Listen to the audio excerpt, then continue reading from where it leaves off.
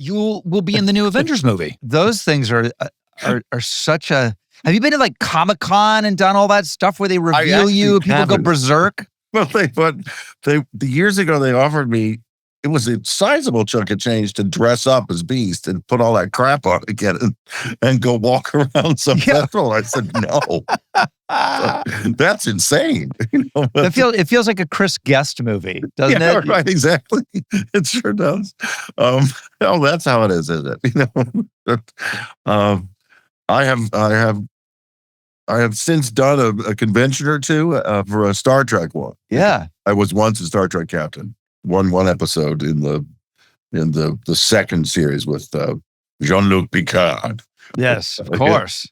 Everybody was in that. That cast was bananas. Unbelievable. Bananas. It was like, was it Whoopi in there for a minute? Well, everybody was in there. Every guy that's ever been a starship captain or an alien, I didn't think much of it. It's just, I don't think I was charmed enough to go back. But did you get to ever say anything fun like launch photon torpedoes? No, I didn't get to do that. But I did get to sit in a chair that was similar to Kirk's. That made me pretty happy. They said, "You're back in time. You're a contemporary of Kirk's in this," and I was like, "Cool." Oh. So I'm like, oh yeah, yeah. The velour spacesuit. Yeah, right. That's otherwise, amazing. The other thing is, when I played Beast 20 years ago. Yeah, and when we went to Cannes, they previewed the movie there. It was hysterical. I was like on fly by. I thought, oh, this is what it's like to be like a movie star. Ooh. And then there were, women walking around going like this, hello, like the director's girlfriend stood on the closet and thought it was like she'd been in the movie as the biggest star there. We were all just having a good laugh.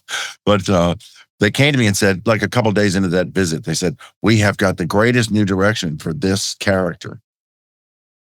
And they just sort of spat out that they were going to go back in time and it was going to be younger. And I thought, well, but that means I won't be doing it. I thought, oh my God, that's the worst. Oh my God. Talk about not knowing your audience. It was like a wipeout. Yeah. Right. No. So, well, good for you. The subsequent films came out. I heard lovely things about the young man that ended up playing Beast, but I didn't really watch it. No, it's like I nursed the hope that one day I'd get to play him again. And so I did. When they came back from that set of stories, this is stop it. This gets ridiculous. I love this. I spoke to Robin on the phone, and I said, "Well, I think Beast should come back. If you come back to regular time now, I should be there." And he said, "Yeah, I think you should too. So here's what we're going to do. We're going to fly into Quebec. No one can know." And so it was a very funny experience. It was like being like a secret agent.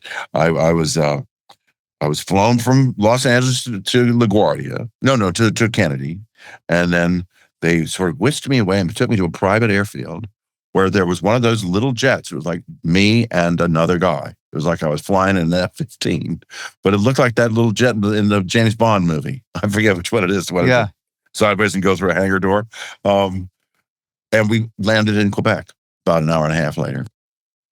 And the Quebec, customs guys came on, the Montreal police, whatever, and they escorted me to a place where I was kept secret and quiet. And then they whisked me away to another hotel room where I'd been checked in already. And I had to go to the back room to get up there so no one would ever see me. So, I thought it was kind of... Those fans are bananas. Yeah. It wasn't, as I thought, too important, but okay. But then finally, they did this movie called The Marvels, and somewhere during that shooting, somebody called me and said, would you come down and think about just doing we're going to do a little motion capture with you, and maybe, we're going to put you at the end of the movie in one of those little sort of Easter egg things? And I said, sure. Okay. And that thing with the GG's dome, basically, with all the cameras on it. Yeah. Amazing. There's like, flash. Try to keep your eyes open. It's like, isn't that's amazing? It's insane. Yeah. Yeah. So then we did the little scene. I did a little scene with and then they put the blue on me, and I sort of didn't have to dress up in anything anymore. That was fantastic. And then it showed, then they put it in theaters, and the response when they saw Beast was apparently pretty breathtaking. And that was my ticket. They called me a while later and said, we think we want to put you in another movie. So I'm really excited about it. And do you know what, I mean, if you knew, you obviously wouldn't be telling me, but do you know is there a script? I've had a preliminary introduction to the idea. They're still very secretive about the script, which is okay. It's like industrial espionage. You know, it is 100% industrial really espionage. yeah. Oh, for sure. I mean, I did that. I did with the Sly's movie, Expendables, right? Yes. So, but that one got leaked, and it hurt them apparently. That some guy pirated it and released it on the internet like the day before it was, premiered somewhere, and they took a big hit. Do you have any great Sly? I've known him off and on forever. He's so great and funny and quotable. Unbelievable. The last time I saw him, he was trying to convince me that I should be working out my forearms more because you notice like all of a sudden at one point in his life, he started wearing all his shirts rolled up to his forearms, right? And it was that. He's like, well, if you look at this, if you just do that. I like him a lot. I think he's a fantastic guy. He's the best. I've never spent enough time to think to myself, well, that's a story I'm going to tell one day. I mean, we've hung out a little bit. I watched a Pacquiao fight with him once, and that was really fun to to get his sort of play by play. I saw him down in Florida. I saw him in Palm Beach because I grew up in Florida, so I go back a lot. And when I heard he was there, we connected on something. We were talking about maybe doing this Tulsa Kings thing. I might do a part in that. It did scheduling wise, it didn't work out, but he's terrific, and I love how he just keeps pegging away at it. He's still in it fully, and I think that's the key. I'm never quitting. I mean, I want to just keep working. I had a dinner with Michael Caine a few years ago, and I was like, "Tell me, give me the code, Yoda." And he was like, "Well, you're kind of doing it now, aren't you? You just keep at it." And he's fantastic.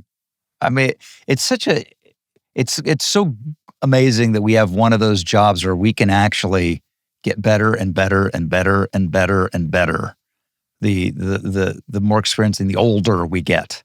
Yeah, somebody asked me a while ago, when did you think that maybe you kind of had it, when you kind of figured it out? I said, honestly, it was about 10 years ago. So that means, I did it for 30 years before I even thought I was getting close. Yeah, for sure. It's a wonderful experience.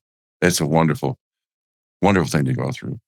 The only thing is then we look back at the work we did before we figured it out. Well, I never watched it.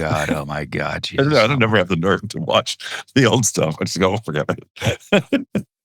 No, just in it now. It's fine for now. Yeah. This is it. This is what I'm doing. I'm in it for now.